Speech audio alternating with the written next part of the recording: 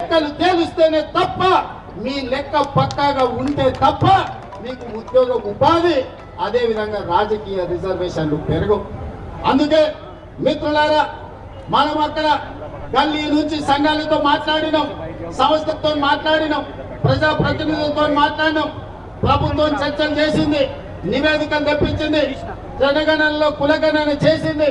మొత్తం లెక్కలు తేల్చి తెలంగాణ రాష్ట్ర ప్రభుత్వం బలహీన వర్గాల లెక్క 56.36% అని ఇవాళ లెక్క తెచ్చిన రాష్ట్రం ఈ దేశంలోనే మొట్టమొదటి రాష్ట్రం తెలంగాణ రాష్ట్రం అని చెప్పి నేను ఈ సందర్భంగా తెలియజేస్తున్న మిత్రులారా, ఇవాళ ఏ రాష్ట్రంలో గుజరాత్ తో సహా భారతీయ జనతా పార్టీ అధికారంలో ఉన్న ఏ రాష్ట్రంలో కూడా ఈ కులగణన చెయ్యలేదు.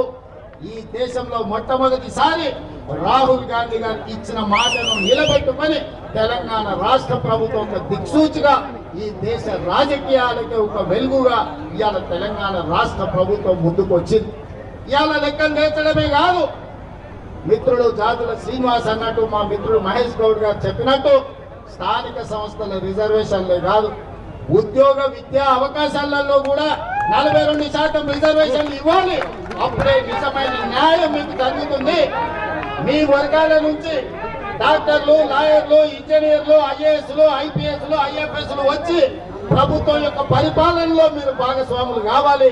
తెలంగాణ రాష్ట్ర అభివృద్ధిలో మీరు ముందు బాగానే నిలబడాలి అని ఇవాళ ఉద్యోగ విద్యలో కూడా రిజర్వేషన్లు పెంచాలి అని ప్రభుత్వం నిర్ణయం తీసుకున్నది.